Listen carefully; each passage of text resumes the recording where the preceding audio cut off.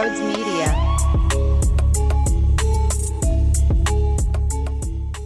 Yeah, what's going on, everybody? What if I told you my lawn is just as great as our head coach? Oh, because it is. It's beautiful. It's green. It's luscious. I'm waiting this week to get my third round of treatments. I'm so pumped up because the first two rounds have worked out so nicely that I'm already in love and we're not even done the process yet, but that's how well things are progressing. And my great friends at Green Lawn Fertilizing are based in the Philadelphia area. They're the best in market, experts in New Jersey, Pennsylvania, and Delaware. They've created their own custom blend that will help your lawn recover. Whew, and trust me, I needed it badly. I wasn't paying attention. I was an idiot. I was a dope. And the first round is so important that they are offering you 50% off your first two treatments. That's right. 50% off your first two treatments. Do not be a fool. Make sure you take advantage of this offer right now by clicking the link down below in the description. It'll send you to their website. It'll tell them that Brodes sent you. And if you sign up there, 50% off your first two treatments. Make sure you get started today. Changed my life. Family, friends, neighbors, you name it. The amount of questions I get because people are falling in love with the way that my lawn is transitioning throughout these round of treatments. It's no joke. It's that pretty. Green Lawn Fertilizing. Make sure you check them out today. Wow. Wow. I am so stunned. Can you believe it? The Tush push, not bad. I am so used to Roger Goodell getting anything he wants. And he does it in very fraudulent loser ways. He does it in ways that piss us off because we know he's wrong. And the fact that Jeffrey Lurie was able to go into those meetings and passionately describe why this should not be banned, why this play is excellent, great for the game, great for player safety, and why the Eagles are so damn good at executing it while others suck, and that being enough to get 10 votes on their side of things. It's outstanding. And actually, I want to start this show off just to set the tone with what was being reported about how things went behind the scenes. One high-ranking league source who was in the room said, quote, Lurie was like a guy trying to convince his girlfriend why she wouldn't leave him, end quote. Throughout his pitch, Lurie was emotional, passionate, and at one point, crude. He said the fact that his team came up with the play so unstoppable that the rest of the league had no other choice but to try and ban it was, quote, like a wet dream for a teenage boy, end quote. Toward the end of his address, he told the assembled owners that regardless of the day's result, he and his franchise would walk out winners with Super Bowl rings to show for it. Are you serious? Are you kidding me? That's unbelievable. That's magnificent. That gets me excited. Talk about wet dreams. That's my owner. That's my owner. And you know what's funny? You have all these other teams out there and other fan bases going, why are you crying so much about this play being potentially bad? It's principle. It's principle. The league truly can't schematically find a way to stop it. So they pull things out of their ass to try and lie about how player safety is in such a it's such a key component to this play and why it needs to be removed from the game. It's not true. You don't think Lurie was going to come with receipts? You don't think he's going to come with the data? This is the Philadelphia Eagles we're talking about here. They don't do things randomly. They don't do things without research. They don't do things without numbers to support. This isn't something that is going to hurt quarterbacks. And there were plenty of examples to describe how that is true. And even Jason Kelsey had to come in and prove the greatness and safety of this play. Both of those two things. He went into detail about the execution, about Jalen Hurts, and how his skill set separates the rest of the league from the Eagles. Or I should say, the Eagles from the rest of the league. Now, here's what I can't have happen, Mr. Sean McDermott, Mr. Loser, Mr. Joke of, this play. Oh, man, I don't want to see Josh Allen after we just paid him get injured because of this play. Then don't use it. I better not see any of those 20-plus teams use this play. Because then you're putting your quarterback in a very vulnerable position in your eyes. Yo, Sean McDermott, if you line up your Bills offense in a tush-push way, you're a fraud. You're pathetic. You're fake. Can't have it happen. There's 10 teams that can line up with this play in my eyes. Philadelphia, Baltimore. I always said Cleveland was one of the most well-run organizations in sports, followed by Detroit and Jacksonville. So how about them having their head on straight? Miami, New England, New Orleans, the Jets, Tennessee. Everyone always says the Jets know how to operate. They're very smart franchises. Yo, Shane Steichen, you're welcome. Yo, Jonathan Gannon, you're welcome for your head coaching job. Where's the support? I know the owner is a nut job in Indianapolis, and that probably played a role. But think about the progression of today and all of the people who were there covering this thing and the fact that they have a privileged meeting. In what world? When you ever have to go through a privileged meeting, whatever the hell that means, a privileged session, more times than not, I think the NFL is getting what they want and what the commissioner wants. So the fact that Jeffrey Lurie was able to win this battle, I think is so telling. One, it shows you where the stature is of the Philadelphia Eagles and him as an owner in this league right now.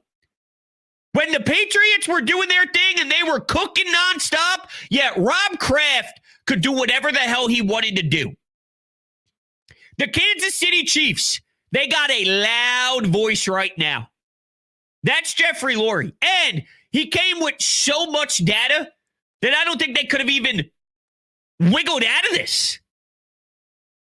Maybe they didn't anticipate the fight back. Maybe they didn't anticipate the level that Jeffrey Lurie went to, but that would be a flaw on their end. Or it's just this simple. They really had nothing on their end of this debate. Nothing. So as long as Jeffrey Lurie came with some substance, not even overpowering substance, that was enough to sway the amount of owners needed and the amount of teams needed. And it was close. I mean, two go the other way, and then we're talking about no tush push.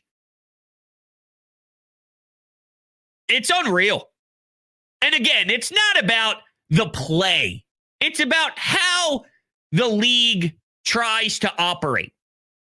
You know, the reason why Green Bay was the face of the team who had the most to complain about is because of the way that their ownership is. It's not the same as a Jeffrey Lurie. It's not the same as a Jerry Jones. It's not the same as a Joshua Harris.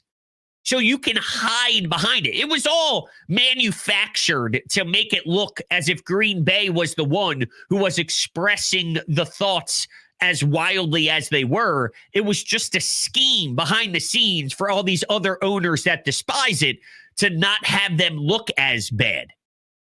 And then when you work together, the way a lot of these owners do behind the scenes, they say, all right, well, if we do it through Green Bay, blah, blah, blah, blah, blah, X, Y, and Z, and then from there we'll be okay. But it's really not about the Eagles not being able to be successful without the play, because there were actually some Eagles fans that thought that. And they were debating if the personality of the Philadelphia Eagles over the years was the tush push. And I would say, no, the personality of the team wasn't the tush push. Now, it was an extension of their personality. I think their personality is meet me in the trenches, damn it. I think it's let's line up and see who's got the tougher men. I think it's let's see if you can beat Lane Johnson and Jordan Mailata because they are freaks. And you even have Frankie Louvu crying about how unfair it is to have a Jordan Mailata. Well, then you're just not good enough talent-wise. Then you just don't have the skill to be able to consistently go up against the juggernaut and the behemoth that we have as an offensive line. So if our identity is smash mouth football and domination in the trenches and wearing you down over 4 quarters, then by extension, sure, the tush push does have a role in that. But I'd say toughness is the word to describe it, not the tush push. They would have found other ways. And you know what? Jordan Mailata even brought this up previously, that everyone talks about the pushing aspect of this play. It's the lineman. It's the quarterback. And the push is almost the safety option that you have off of the play, where if 1 doesn't work, if 2 doesn't work, then there is a 3 to the play. So they still would be all right with a 1-yard play. They'd run something off this and whatnot, and they would spend time and details to stick it to the league. But they found other ways to flip the league, the double bird, by Jeffrey Lurie walking in there and really making a masterpiece go down. This isn't normal. This is not what happens. There's 2 things here. Either Jeffrey Lurie, or there's 3 things really. Jeffrey Lurie just has that much respect around the league, or just enough respect around the league to win the battle. 2, he came with that much data that even the ones that wanted to lie for Roger Goodell and wanted to lie for other owners just couldn't due to a guilty conscience, because they came with that much support. And I forget what the other one was, but it was a good one. Or the league just had nothing. I don't remember. I forget what the other one was. I just blacked out and totally forgot. But it's crazy, man. It really is. The one thing that I love is the fact that the Eagles social team was all over this. They put up a 26-minute video on YouTube, on all their social media platforms of just straight tush pushes. And it is an advantage here. As much as they wouldn't be screwed without it. They wouldn't be screwed without it. But you do get to be set up with 1st and 8.5 every single new set of downs. Not every team can get that. 1st and 8.5. What if I told you blindly, without even knowing that this play was in the playbook, that every team has to start 1st and 10. Whenever they get a fresh set of downs, it's 1st and 10, 1st and 10, 1st and 10. But you get 1st and 8.5. You'd start drooling. You'd start having saliva just pouring down your chin, and there'd be a puddle right in front of your feet because you couldn't believe the advantage that you have. That's what they have. 3rd and 1, 4th and 1. If it's 3rd and 3, you don't even need the first down. You just have to pick up 2 yards. And the fact that you get to see Buffalo this year, you get to see the Green Bay Packers this year. As soon as we come out the bye, I'm running that play at least 4 times on the opening drive just to stick it to them. It's crazy the amount of hypocrites around this league. Because if the shoe was on the other foot and they came up with something that is so outstanding and the play works at such a high level and it is perfectly acceptable within the lines of the game, and everybody has access to it at their fingertips, but nobody can excel at it the way you do, would you have the same stance? Would you buy into all the nonsense behind the scenes and go in favor? See, here's the other issue, too. I was going to say go in favor of all the ones that want to ban it. It's one of those things where, hey, if you do this for me, I'll do this for you. Hey, you scratch my back, I'll scratch yours. So help me out here. I'll help you out down the road and this and that. We really don't want it here. Look at how many AFC teams were in the mix of what I would call the right teams. The right teams being the one that see this objectively. There's only, what? New Orleans is NFC. Detroit is NFC. I respect Detroit. I respect Dan Campbell. I respect them as an NFC contender because they know. All the other teams are in the AFC that don't really have to worry about facing the Eagles and seeing them in the playoffs unless they make it to the Super Bowl. So that's obviously going to play a role. But think about how much this is a copycat league and how much this league really does transform every couple of years. There's always an added layer to the game, whether it's offensively, whether it's defensively, whether it's pass heavy, whether it's run heavy, whether it's certain packages that are heavily utilized. It is always evolving and always changing and always being copied. The fact that no one can copy this, we all been through this already, but if it was as simple as, well, they're just pushing you into a first down, that's cheating. Then why don't you just push someone into a first down effectively? If it's that simple, if it's that easy of a task, why whenever you try it, you can't perform it? Because there's so much more leverage to this play that the Eagles have an advantage because of their skilled players, because of their attributes, their offensive line dominance, their quarterback dominance, the thickness of his legs, the quads, the ability to squat. All of these details are why it's so successful. And you can't ban that. Their players are too good. Their players are too talented. Their offensive line is too great. There's 55,000 other plays in this game that play into player safety way more than this one play does. And what sucks is it's going to be talked about on the broadcast 24/7. It's going to get beaten down so much that nationally, every game when a team lines up for it, it's going to be nonstop chaos, and then it's going to be nonstop disgust. I mean, think about it. There were just how many people sitting around a room watching film on men pushing someone's ass and breaking it down to a crazy degree where an owner of a football team is talking about wet dreams as a teenage boy. It's nuts. So there might be a tiring feeling of it, but that shouldn't take away from the realness of what this play means and how it shouldn't be taken away just because someone does it way better than everybody else. And, one thing I'm thinking about, though, is there was a report and a piece that was written where it described Jason Kelce really showing the reason why the play is as effective and why injury shouldn't be a concern. And not that seeing it, because everyone watches film, right? So everybody's been trying to pick up on exactly what makes this go. But if throughout the words of explaining it, was there any advantage given to these people in the room where now they can go back to the drawing board, they could go back to some of the coaches and they could say, hey, this is what Jason Kelce was explaining. This is where they gain their leverage. This is why it doesn't really factor into player safety. But because we know this part of it and we know they're doing this, we missed out on that detail. We didn't see that. And now that we know it's there, we can be better at it. Maybe, but that doesn't stop the efficiency of what the Eagles do with it. And that's really what I care about most.